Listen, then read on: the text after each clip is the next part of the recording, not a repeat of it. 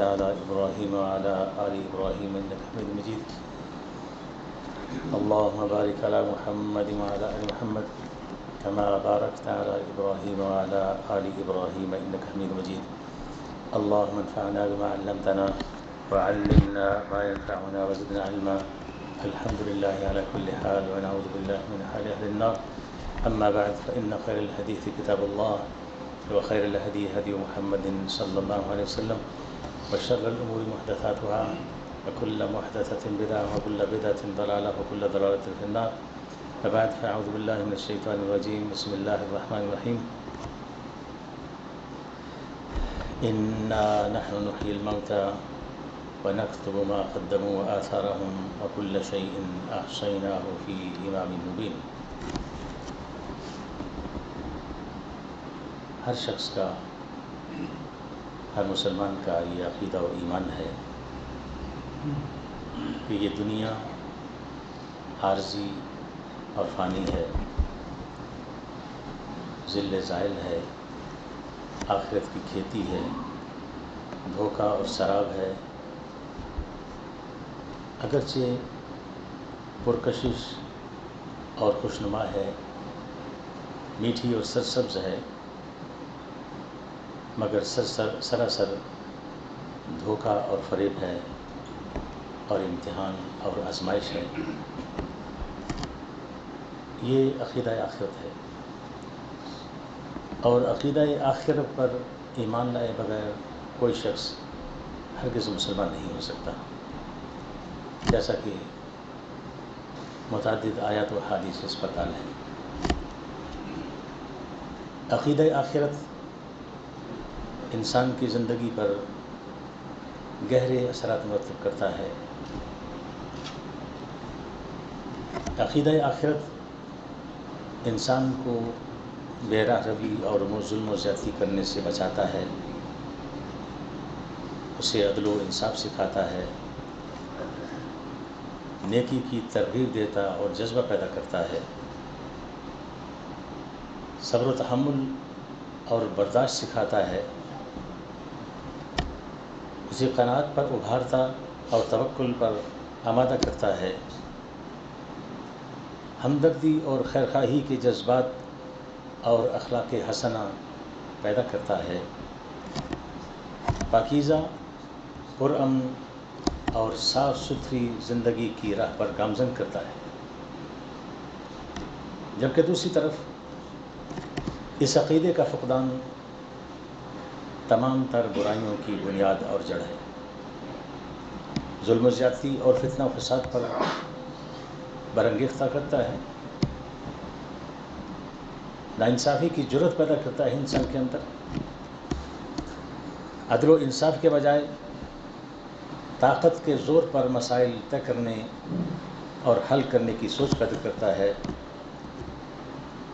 ہر قسم کی بد تہذیبی اور بد اخلاقی کی راہ ہموار کرتا ہے، اور انسان کو بے لگام، آوارہ اور سرکش بناتا ہے، خود سر اور مطلق العنان بناتا ہے. غرض کہ عقیدہ آخرت انسان کی کامیاب، پرامن اور پاکیزہ زندگی کے لیے نہایت ہی ضروری ہے، اور اس کا فقدان سراسر تباہی و بربادی ہے. عقیدہ آخرت پر ایمان کا انسان کی زندگی پر کیا اثر ہوتا ہے، اگر وہ دیکھنا چاہیں تو آپ ان لوگوں کے طرز زندگی کے کہ جو عقیدہ آخرت پر ایمان رکھتے ہیں، اور ان لوگوں کے طرز زندگی کے کہ جو عقیدہ آخرت پر ایمان نہیں رکھتے، ان کے درمیان واضح اور نمایاں فرق کے ذریعے عقیدے کے اثر کو محسوس کر سکتے ہیں اور دیکھ سکتے ہیں. عقیدہ آخرت پر ایمان رکھنے والے شخص کی زبان اور اس کے ہاتھ سے لوگ ایک طرف محفوظ ہوتے ہیں، اور دوسری طرف وہ شخص خود بھی نہایت ہی سکون اور اطمینان والی زندگی گزار رہا ہوتا ہے، کسی دکھ، درد اور تکلیف اور مصیبت پر جزا فضا نہیں کرتا، شکوہ شکایت نہیں کرتا، بلکہ صبر اور شکر کے ذریعے وہ اپنے معاملات نمٹاتا ہے، طے کرتا ہے. کوئی خوشی آئے تو شکر کرتا ہے، تکلیف آئے تو صبر کرتا ہے۔ عقیدہ آخرت پر ایمان کے نتیجے میں انسان کے اندر احساس ذمہ داری پیدا ہوتا ہے، جیسا کہ امیر المومنین حضرت عمر بن خطاب رضی اللہ تعالیٰ عنہ سے منسوب ان کا ایک قول عوام الناس میں مشہور ہے کہ لو ماتت شاة على شط الفرات ضائعة لظننت ان اللہ تعالی سائلی عنها یوم القیامہ، اگر فرات کے کنارے ایک بکری ناحق مر گئی تو میں سمجھتا ہوں کہ اللہ تعالیٰ اس کے بارے میں مجھ سے پوچھے گا۔ اسی طرح عقیدہ آخرت پر ایمان رکھنے سے انسان کو زبان پر کنٹرول اور اس کی حفاظت و صیانت حاصل ہوتی ہے، پڑوسی کا احترام، اس کے حقوق کی رعایت اور پاسداری حاصل ہوتی ہے، اور مہمان کی خدمت اور اس کا اکرام، اس کا دل میں جذبہ پیدا ہوتا ہے، جیسا کہ حدیث ہے آپ صلی اللہ علیہ وسلم نے فرمایا من کان یؤمن باللہ والیوم الآخر فلیقل خیرا او لیصمت، من کان یؤمن باللہ والیوم الآخر فلا یؤذ جارہ ومن کان یؤمن باللہ والیوم الآخر فلیکرم ضیفہ۔ جو اللہ اور یوم آخرت پر ایمان رکھتا ہے اسے چاہیے یا تو زبان سے اچھی بات نکالے یا پھر خاموش رہے، اور جو اللہ اور یوم آخرت پر ایمان رکھتا ہے اسے چاہیے کہ اپنے پڑوسی کو اذیت نہ دے، اور جو اللہ اور یوم آخرت پر ایمان رکھتا ہے اسے چاہیے کہ اپنے مہمان کی عزت کرے، اس کا احترام کرے۔ تو عقیدہ آخرت پر ایمان کے نتیجے میں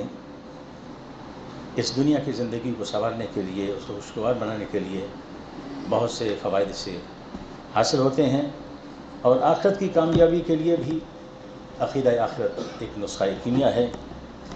اس کے برعکس عقیدہ آخرت کے انکار کی صورت میں انسان ہر برائی کے لیے اپنے آپ کو آزاد پاتا ہے، اور ہر بد اخلاقی اور بے حیائی کے کر گزرنے کے لیے بے چین اور بے قرار ہوتا ہے، جیسا کہ اللہ فرماتے ہیں بل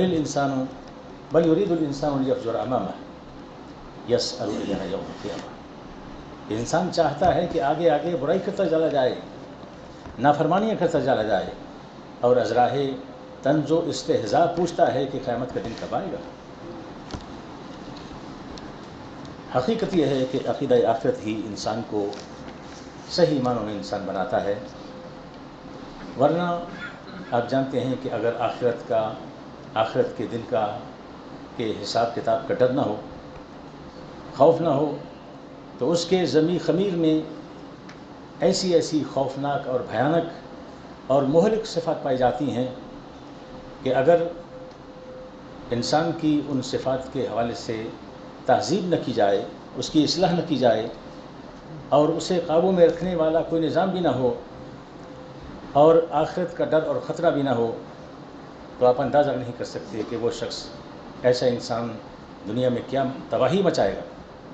مثلا امام ابن القیم رحمہ اللہ فرماتے ہیں ایسی چند صفات کا ذکر کر کے کہ انسان کے اندر کیسی صفات ہیں، قوتیں اور صلاحیت ہیں۔ فرماتے ہیں کہ نفس انسانی میں ابلیس کا تکبر ہے، قابیل کا حسد ہے، عاد کا غرور ہے، سمود کا ظلم ہے، غرور کی نمرود کی دلیری ہے، فرعون کی دسترازی ہے، قارون کی سرکشی ہے، حامان کی بے حیائی ہے، اور بلعام کی خواہشات پرستی ہے، اصحاب السبت یعنی یہودیوں کی ہیلہ سازی اور چال بازی ہے، ولید کی سرکشی اور بغاوت ہے، اور ابو جہل کی جہالت ہے۔ اور ایسے ہی فرمایا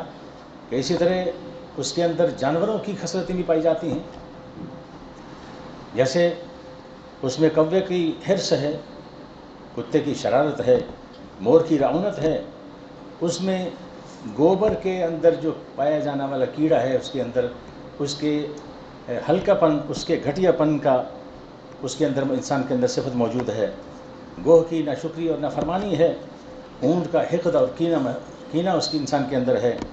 چیتے کی پھرتی اور شیر کی جھپٹ ہے، چوہے کا فسق اور سانپ کی خباثت ہے، بندر کی فضولیات، لومڑی کا فریب اور تتلی کا ہلکا پن ہے۔ تو انسان کے اندر ایسی قوتیں اور صلاحیتیں ہیں جو نہایت ہی مہلک ہیں اگر ان کی تربیت نہ کی جائے، ان کا تزکیہ و تربیت نہ کی جائے۔ دوسری طرف اگر کنٹرول کرنے والا، ان صلاحیتوں کو ضبط میں لانے والا کوئی ذریعہ اور وسیلہ موجود نہ ہو، کوئی نظام نہ موجود ہو، اور کوئی ایسا با اختیار ادارہ موجود نہ ہو کہ جو اسے کنٹرول میں لا سکے، تو آپ اندازہ کر سکتے ہیں کہ وہ کس قدر تباہی مچائے گا۔ چنانچہ اسی صورتحال سے نمٹنے کے لیے اسلام ایک مکمل اور مضبوط نظام دیتا ہے ایسے ذہنوں کی صفائی کے لیے، ایسے دلوں کی تطہیر کے لیے کہ جو اپنی انہی فطری آلائشوں کے ساتھ زندگی گزارنا پسند کرتے ہیں، اس کو ترجیح دیتے ہیں کہ ان کی وہ اندر جو صلاحیتیں ہیں، جو جانوروں کی صفات ہیں اور ظالموں کی صفات ہیں، اسی کے ساتھ جینا چاہتے ہیں اور اسی کو ترجیح دیتے ہیں۔ اسلام نے ان کے لیے اور ہر انسان کے لیے عقیدہ آخرت کو لازم قرار دیا ہے کہ اس پر ایمان لانا۔ دل و دماغ میں اس عقیدے کو راسخ کرنے کے لیے آخرت کے حوالے سے نیک کاموں کی ترغیب دی ہے، جس طرح ابھی حدیث ہمیں سنی ہے، اور معاشرے کو بہرہ روی سے بچانے کے لیے جزا اور سزا کا ایک نہایت ہی محکم اور عادلانہ نظام دیا ہے اسلام نے۔ جب ان انتظامات کو نظر انداز کیا جائے تو پھر زمین فتنہ و فساد سے بھر جاتی ہے، جیسا کہ حضرت حسن بصری رحمہ اللہ فرماتے ہیں، لولا الصالحون لفسدت الارض، اگر معاشرے میں، اگر زمین پر نیک لوگ موجود نہ ہوں تو زمین فتنہ و فساد سے بھر جائے۔ ولولا العلماء لکان الناس کالبہائم، اور اگر علماء نہ ہوں تو لوگ چوپایوں کی طرح ہو جائیں، جانوروں کی طرح ہو جائیں۔ ولولا السلطان لاکل بعضهم بعضا، اور اگر حکومت و اقتدار نہ ہو تو لوگ ایک دوسرے کو کھا جائیں۔ یعنی پھر زمین پر جنگل کا سا نظام قائم ہو جائے کہ جس کے اندر طاقت ہو، جس کا بس چلے، وہ دوسرے کو دبوچ لے اور اس کے تحس نحس کر دے۔ یہ دور فتنوں کا دور ہے۔ فتنے اگرچہ ہر دور میں ہوتے ہیں،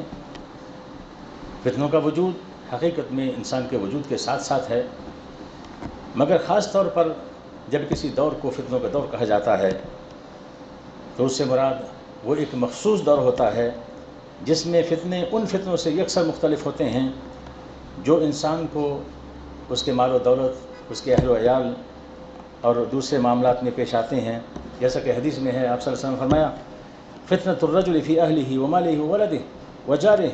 تكفرها الصلاة والصدقة والأمر بالمعروف والنهي عن المنكر۔ انسان کو جو اپنے مال و دولت، اہل و عیال میں، اپنے پڑوسی کے معاملے میں جو فتنے، آزمائشیں اور تکلیفیں پیش آتی ہیں، انہیں نماز، روزہ اور دیگر نیکیاں، صدقات وغیرہ ہیں، وہ مٹا دیتی ہیں۔ مطلب یہ ہے کہ ہر آدمی ہمیشہ اہل و عیال اور مال و دولت کے حوالے سے آزمائش میں اور امتحان میں رہتا ہے، اور اکثر اوقات فرط محبت میں وہ ان کے حقوق کی ادائیگی میں کچھ تقصیر کر بیٹھتا ہے، کچھ کمی اس سے ہو جاتی ہے۔ تو آدمی جو یہ نیکیاں کرتا ہے، نماز روزہ کرتا ہے، نفلی صدقہ خیرات کرتا ہے، تو اس سے نیکیاں، اس سے وہ کمزوری اور جو کوتاہی ہے وہ ختم ہو جاتی ہے، معاف ہو جاتی ہے۔ تو اس طرح کے فتنے جو انسان کو پیش آتے ہیں، یہ معمول کے فتنے ہیں، یہ بڑے ہلکے سے فتنے ہیں، یہ انسان کو زندگی بھر پیش آتے رہتے ہیں۔ مگر وہ فتنے جو تموج کموج البحر، جو دریا کی لہروں کی طرح اٹھتے ہیں، جو ایک خوف اور دہشت کی علامت ہوتے ہیں، جو سمندر میں چلنے والی کشتیوں کا رخ بدل دیتے ہیں، جب وہ فتنے رونما ہونے لگتے ہیں تو اس دور کو فتنوں کا دور کہا جاتا ہے، اور وہ فتنے آدمی کی دنیا اور آخرت کے لیے نہایت ہی تباہ کن ہوتے ہیں۔ چنانچہ ان فتنوں سے آپ صلی اللہ علیہ وسلم نے بہت تفصیل کے ساتھ امت کو آگاہ کیا ہے اور خبردار کیا ہے۔ وہ فتنے کتنے خطرناک ہو سکتے ہیں، کتنے سنگین ہو سکتے ہیں، متعدد احادیث میں ان کی سنگینی کو بیان کیا گیا ہے۔ ان میں سے ایک سنگینی کچھ یوں بیان کی گئی ہے، آپ صلی اللہ علیہ وسلم نے فرمایا اثنتان یکرہہما ابن آدم، دو چیزیں ایسی ہیں کہ جنہیں ابن آدم ناپسند کرتا ہے،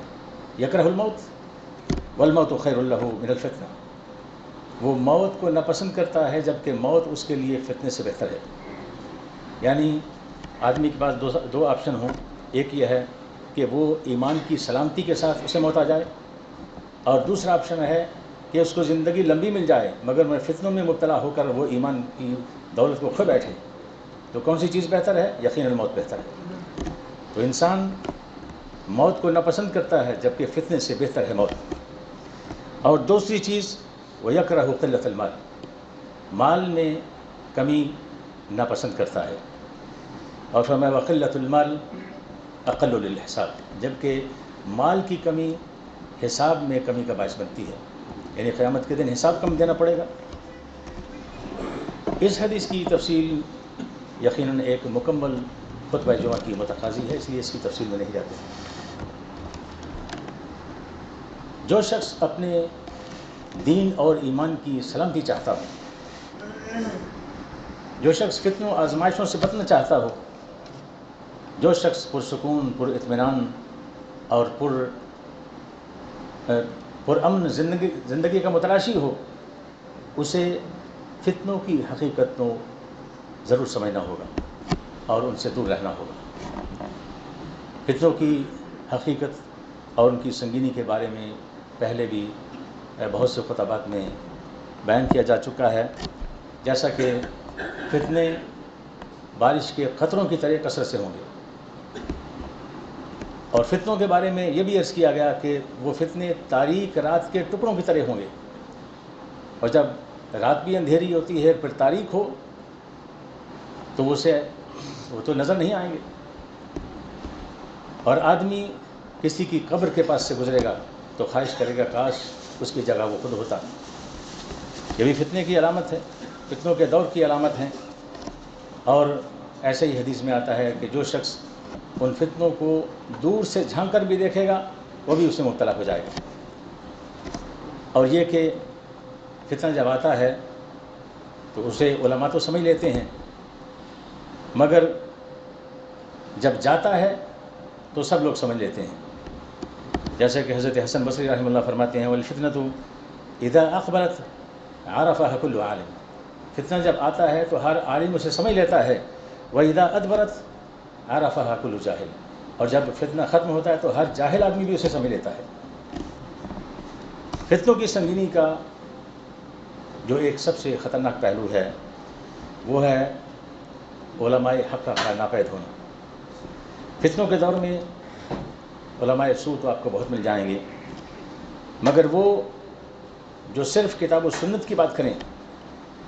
ایسے علماء آپ کو یقیناً انگلیوں پر گنے جا سکتے ہیں۔